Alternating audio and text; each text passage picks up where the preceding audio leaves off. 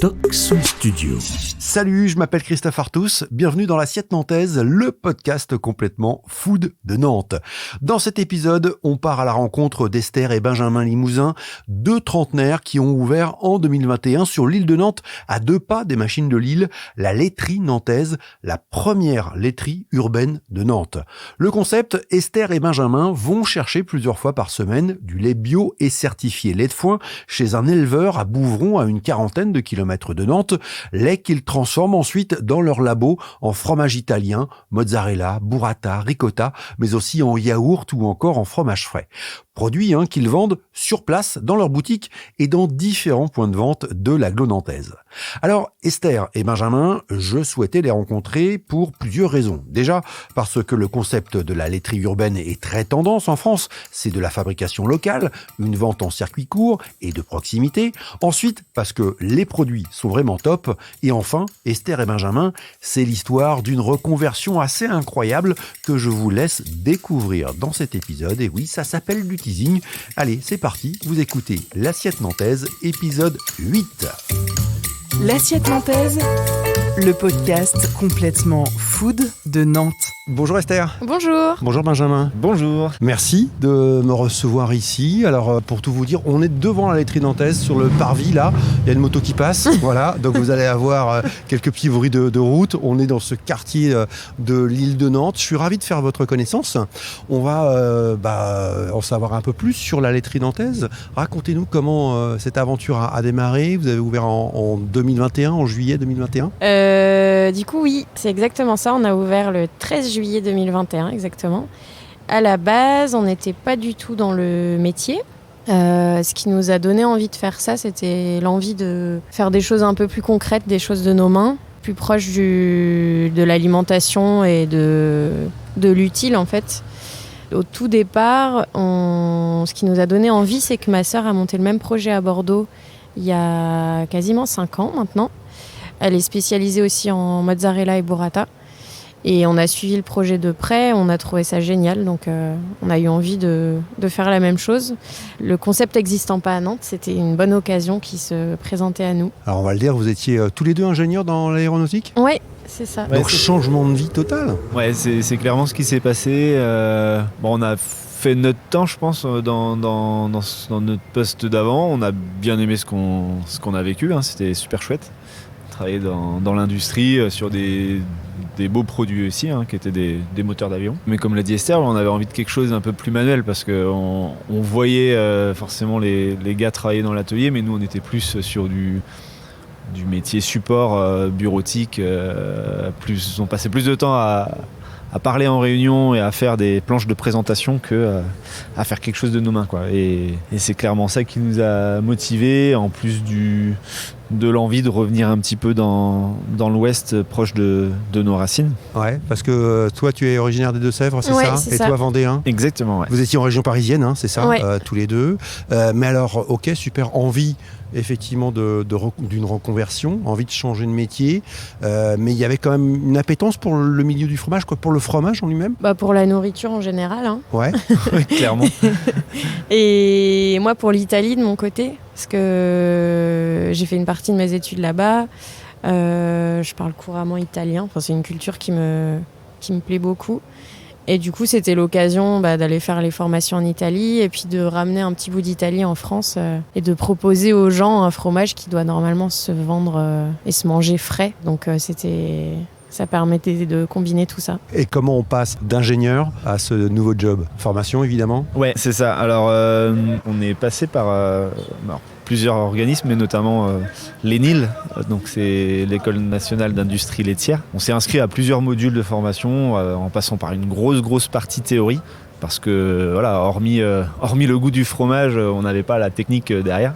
Donc grosse partie de théorie, et après on a fait différents modules de transformation sur les grandes familles de fromages français. On aurait eu la possibilité de faire aussi la formation en France pour les produits italiens, mais comme l'a dit Esther, elle encore plus que moi, mais on aime beaucoup l'Italie et c'était dommage de ne pas aller se former à la source. Donc vous avez été en Italie, vous formez. Combien de temps et où ? Alors la formation c'était 1 semaine à Conegliano, c'est au nord de Trévise. donc encore plus au nord de Venise.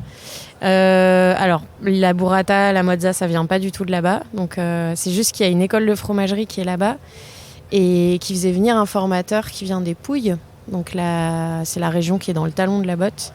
Et c'est de là où est originaire la burrata et la mozzarella fior di latte, donc la mozzarella de vache, au lait de vache. Et après, donc on a fait aussi des stages chez ma sœur à Bordeaux, parce qu'une semaine, c'est léger, hein.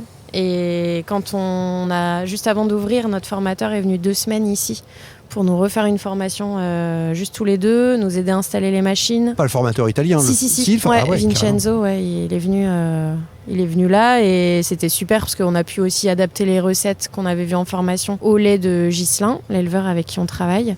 Parce que suivant le lait, la recette évolue. Même nous, au fur et à mesure de la saison, si les vaches mangent de l'herbe ou du foin, on va changer la recette. C'est une matière vivante, le lait. Ouais, hein. exactement. Voilà. Évidemment, c'est ça qui est chouette. Ouais, carrément. Donc, en tout, la formation dure combien de temps ? Si on cumule tous les modules, ça s'est étalé sur 10-12 mois. Ouais, c'est ça. On a fait plusieurs modules de 1 à 2 semaines.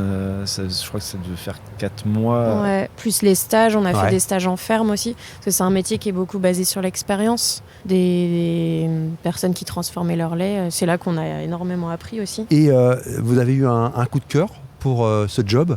Est-ce que ça correspondait finalement à ce que vous aviez imaginé ? Avant de se lancer, de démissionner, de lancer tout le processus, on avait fait un stage chez ma sœur. Pas fou quand même. Ouais. Oui, parce que c'est un vrai changement de vie. Mais si, je pense que je m'attendais à ça. Et ça vous éclate aujourd'hui, ce job ? Ouais, c'est chouette. Moi, je reviendrai pas en arrière sur ce que je faisais avant.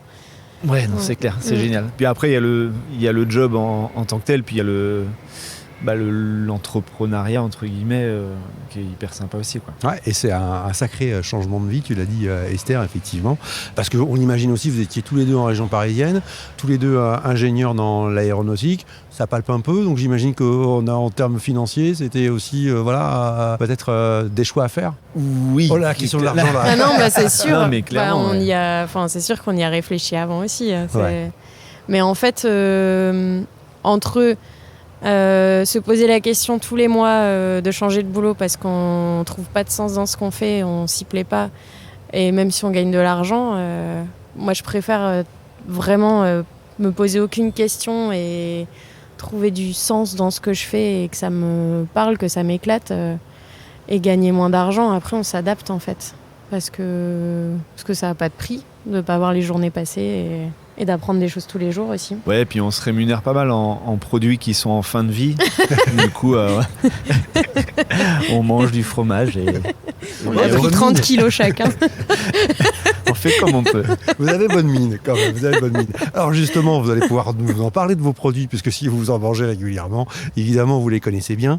On va parler de ces produits, donc déjà peut-être de la base de ce lait que vous allez chercher régulièrement à Bouvron, c'est chez Ghislain, c'est un éleveur en bio, il est certifié lait de foin, c'est ça ? Ouais. Parlez-nous un petit peu de lui et pourquoi vous l'avez choisi ? Du coup, Ghislain, il s'appelle Ghislain Maillard, il a l'âge de Benjamin, donc il a la trentaine, il a entre 40 et 50 vaches suivant la saison, donc c'est vraiment un petit élevage. Donc comme tu disais, il est labellisé bio, il est labellisé aussi lait de foin. En gros, c'est un label qui porte sur l'alimentation de ces vaches et qui va un peu plus loin que le bio. Ça certifie que les vaches vont être nourries du printemps à l'automne que à l'herbe, que au pâturage. Et lui, pendant ces périodes-là, il fait des coupes d'herbe dans ses champs. Il a un peu plus de surface que ce qu'il faut. Et il fait sécher l'herbe pour faire du foin sec pour l'hiver. Et donc l'hiver, il est nourri au foin. Ça peut paraître banal, mais en fait, la plupart des élevages aujourd'hui en France, que ce soit intensif ou même bio, ils nourrissent les vaches l'hiver ou en complément aussi du pâturage avec de l'ensilage ou de l'enrubanage. Donc ça va être du maïs, du soja, des aliments qui sont fermentés. Dans le meilleur des cas, c'est l'éleveur qui le fait lui-même. Dans le pire des cas, c'est importé d'Amérique du Sud, par exemple. Donc aucune cohérence là-dessus. Et le problème aussi des aliments fermentés, c'est que ça va fermenter dans la panse de l'animal et ça va faire beaucoup plus d'émissions de gaz à effet de serre qu'un aliment qui est sec. Donc au niveau impact écologique, c'est aussi super intéressant. Et au niveau nutritionnel, ça va faire un lait qui contient des graisses peu inflammatoires, des oméga 3. Là où dans le maïs ou le soja, ça va être des graisses très inflammatoires, donc qui vont favoriser les maladies cardiovasculaires ou les cancers. Alors qu'avec des graisses peu inflammatoires, ça va être des produits plus digestes et meilleurs pour la santé. Et ce lait de foin, est-ce que ça a un goût différent? En plus, ouais. Parce qu'un lait d'ensilage, ça va faire des fromages qui sont un peu amers. On va sentir ce goût de ferme un peu. Là où le foin, ça va donner un lait plus doux, très aromatique. Et pour nous, c'est top. Et ça, là, c'est un peu plus technique, mais ça nous a franchi aussi pas mal de risques listeria. La listeria, ça aime bien les aliments qui sont fermentés, donc ça va moins se développer dans un aliment sec. Donc même pour les femmes enceintes, c'est intéressant. Et comment vous l'avez trouvé ce Ghislain ou plutôt lorsque vous avez été frappé à sa porte et que vous lui avez parlé de votre projet de laiterie urbaine, ça s'est fait facilement? On a eu un petit peu de chance, mais en fait on en a rencontré plusieurs des producteurs et pour les sélectionner on s'est rapproché du label Lait de Foin qui a forcément ses contacts d'adhérents et ils ont contacté les personnes pour savoir qui serait susceptible de vouloir travailler avec des gens comme nous. Donc quelques personnes ont répondu par l'affirmative et donc on les a rencontrés. Et il se trouve que Ghislain assez rapidement est sorti du lot de plusieurs raisons. Déjà ça se voyait qu'il était vraiment motivé. Il s'était posé la question un temps de faire de la transformation aussi dans sa ferme, mais ça demandait beaucoup d'investissement, donc il n'était pas allé jusqu'au bout. Et en plus, quand on a vu sa ferme et la propreté, comment il s'occupait de ses vaches, clairement on n'a pas hésité longtemps, quoi. Ouais, il y a eu un coup de cœur, quoi. Ouais. Et la personne en elle-même, quoi. C'est vraiment quelqu'un qui est. Ce qui est important parce que c'est votre partenaire principal, en fait. Vous lui prenez combien de sa production? Ça varie un petit peu en fonction des saisons, quoique ça a tendance à se lisser un petit peu sur l'année, mais on doit être sur un petit tiers, de son lait. Ouais, que ça commence à être intéressant. Pour lui aussi parce que un de nos objectifs c'était aussi de mieux le rémunérer que ce qu'il est par le collecteur de lait aujourd'hui avec qui il travaille et par le secteur du lait aujourd'hui qui, on le sait, est un peu dur. C'est quand même un des rares métiers agriculteurs où ce ne sont pas eux qui décident du prix de vente, quoi. C'est l'acheteur qui décide du prix de vente. Donc nous c'était vraiment une volonté aussi de mieux le rémunérer. Donc pour lui forcément, plus on fait de volume, plus on lui prend de lait, plus c'est intéressant. Alors, comment ça se passe concrètement? Chaque semaine, vous allez chercher le lait ou plusieurs fois dans la semaine? Ouais, c'est ça. Combien de fois? Plusieurs fois? Ouais, minimum 2 fois. Ça peut aller jusqu'à 3 ou 4 suivant la production. Et on y va à tour de rôle avec Esther, avec notre petit camion et notre petite citerne qui est fixée à l'arrière. C'est beaucoup mieux qu'au tout début où on travaillait avec des seaux qu'on mettait dans le coffre de la voiture. C'était un petit peu archaïque. Mais bon, faut bien débuter. Et là, aujourd'hui, vous avez une citerne, voilà, vous allez chercher le lait, vous lui en prenez combien de litres par semaine? En hiver, ça va aller les plus petites semaines, ça a dû être 700 litres, peut-être 600 ou 700 litres. Et là, en été, on monte jusqu'à 1400, 1500 litres. Ouais. Ça répond à quelle demande, finalement, aujourd'hui, cette laiterie urbaine? Je pense que ça plaît aux gens de voir comment on fabrique le fromage, encore plus la mozzarella, parce qu'en France, on n'a aucune idée. On voit souvent le boulanger qui travaille, le boucher, mais jamais le fromager, parce que ça se fait en campagne. Et en plus de ça, ça accentue vraiment le côté circuit court, parce que le lait, on va le chercher nous-mêmes à 30 minutes d'ici. Et ensuite, tout est fait sur place avec des ingrédients un maximum locaux. Et même niveau transparence des produits, c'est sûr. Et puis de l'hygiène aussi, je pense que ça plaît bien aux gens de voir comment c'est fait. Et avec amour, c'est sûr. Oui, évidemment. Produits locaux, voilà, tu l'as dit, circuit court. Mais pourquoi transformer en ville alors qu'on pourrait transformer à la campagne? Quel est l'intérêt finalement de transformer ici? Écologiquement, c'est intéressant parce que ça évite que tout le monde aille se déplacer à la ferme, à la campagne, prenne sa voiture, tout seul dans sa voiture.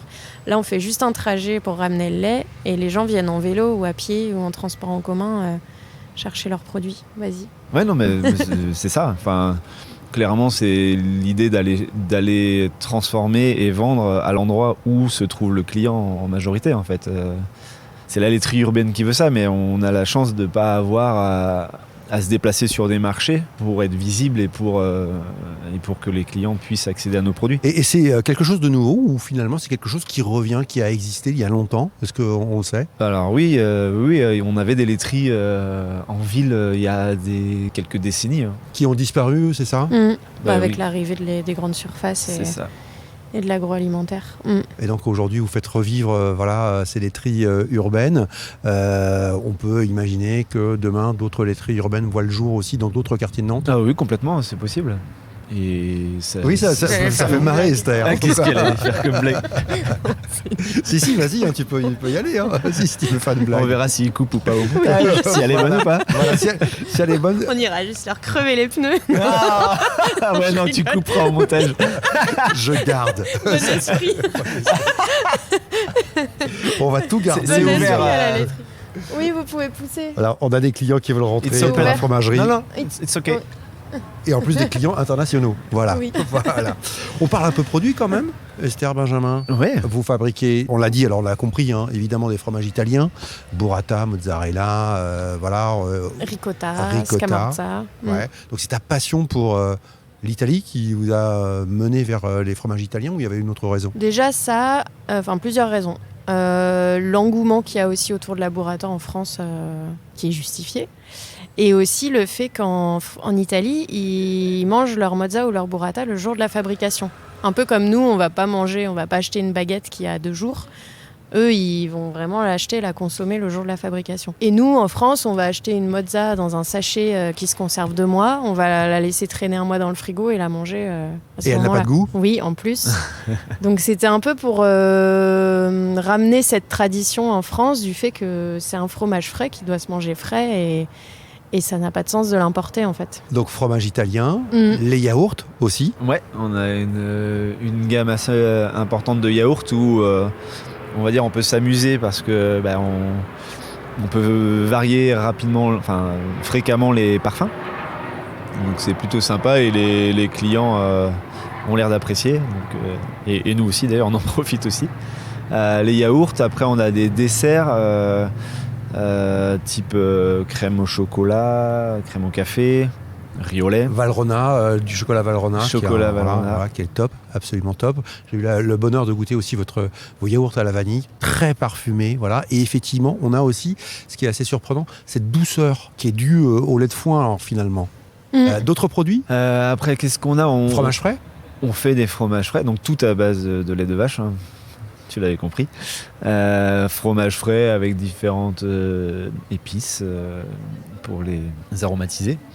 On a aussi des produits un peu internationaux, pas que italiens. On fait de l'alum. Alors c'est une recette de l'aloumi, un produit qui va plutôt se faire griller, se faire toaster. C'est libanais, ça, c'est ça? Non, c'est pas C'est celui-là. chypriote. Chypriote. Ouais, D'accord. libanais, on fait du labneh. Labneh, donc ça va être un yaourt très égoutté, très sympa, bien crémeux, mais moins gras que de la crème. Et aussi de la toupie, notre ancienne faitout. Tu vois, tu as l'exclusivité, on annonce le changement de nom de notre fromage. On fait de la toupie, donc c'est un fromage grec qui est la recette de la feta en fait. Une gamme plutôt Et large des tomes aujourd'hui. aussi, t'as dit les tomes? Non, On j'ai fait pas des parlé des tomes en tomes. hiver après on en vend jusqu'à juin-juillet. Mais ça peut passer en raclette et même crue, elle est très très bonne. Et on fait aussi des petits fromages affinés qui peuvent ressembler à du Saint-Félicien ou Saint-Marcelin. Ah bah, à goûter, évidemment. Ouverture, on l'a dit, c'était en 2021, ça fait un peu plus de 2 ans maintenant. Bilan, vous avez, ça y est, trouvé votre clientèle, trouvé votre rythme de croisière. Oui, ouais, on est super content. Alors déjà, on l'a dit du quotidien de notre nouveau métier. Et en plus de ça, on est content de la clientèle qui suit, qui est au rendez-vous, qui est fidèle. Ça fait hyper plaisir de voir les visages qu'on reconnaît tous les jours et qui sont contents de venir reprendre leurs petits produits.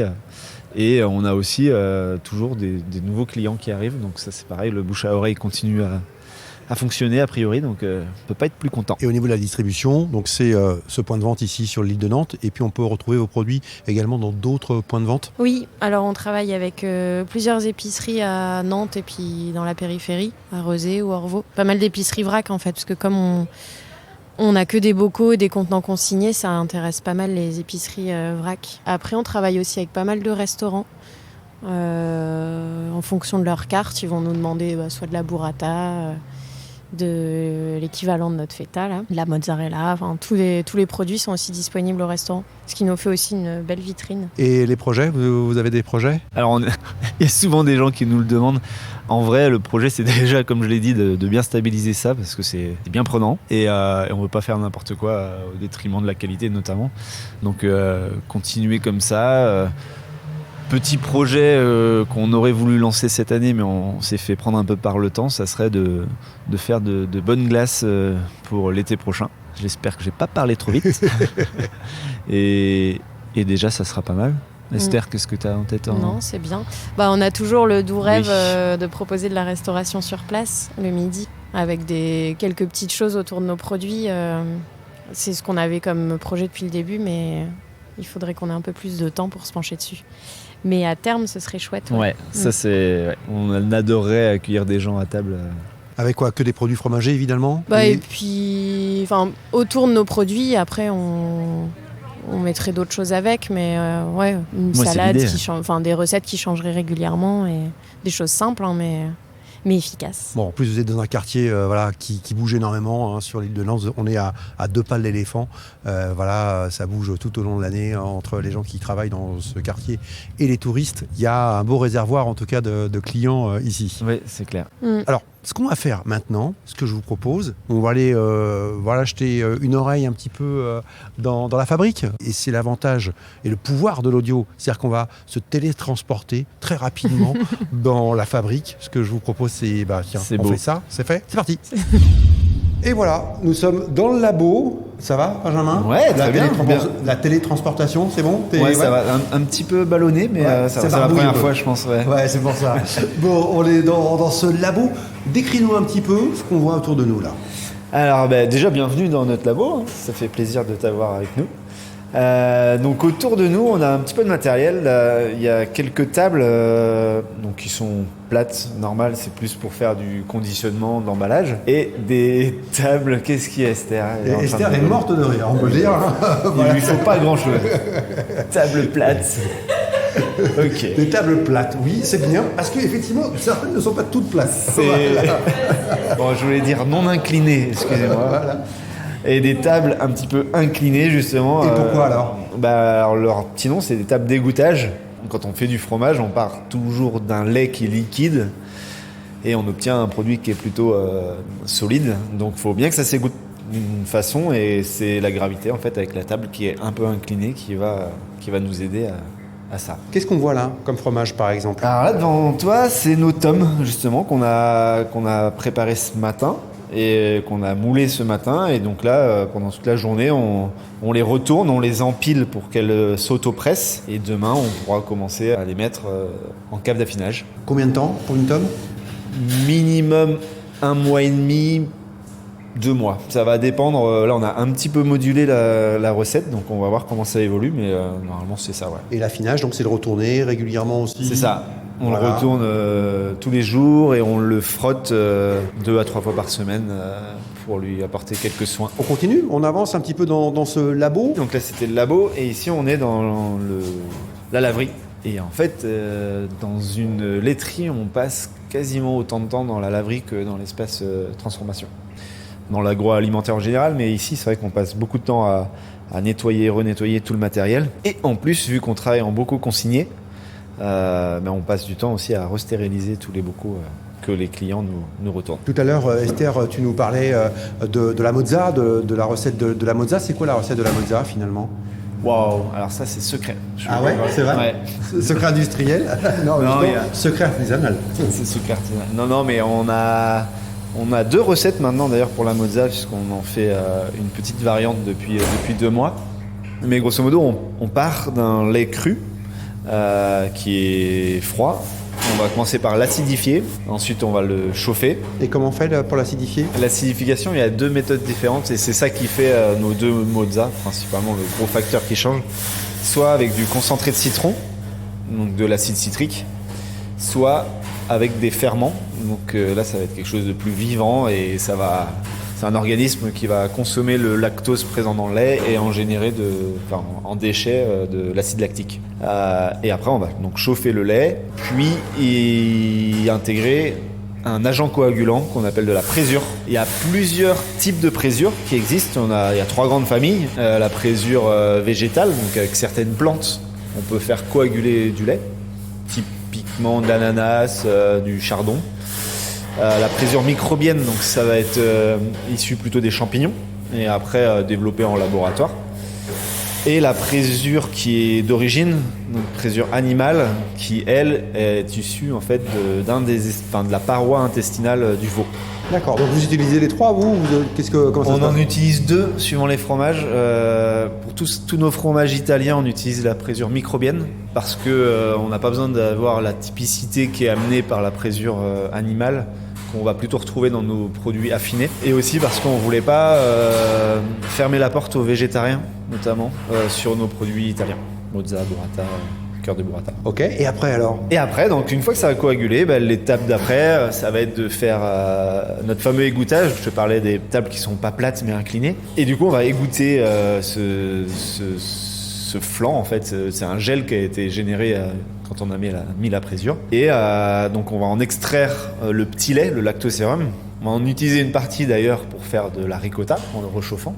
Et ce qui va rester, ça s'appelle le caillé. C'est ça qui va être la matière première qu'on va utiliser pour faire nos mozza, nos burrata et notre cœur de burrata. Merci de nous avoir éclairé en tout cas. Et d'ailleurs, on ne l'a pas dit tout à l'heure, mais si vous êtes intéressé pour faire vous-même vos fromages, vos burrata, vos mozza, on peut venir ici tous les samedis, c'est ça? Il y a des ateliers? Ouais, exactement. On anime des ateliers tous les samedis matins de 10h à midi et tous les samedis après-midi de 15h à 17h. Alors c'est sur réservation bien sûr, donc vous pouvez passer par nous directement et on trouvera un petit créneau de disponible pour que vous veniez seul ou en groupe.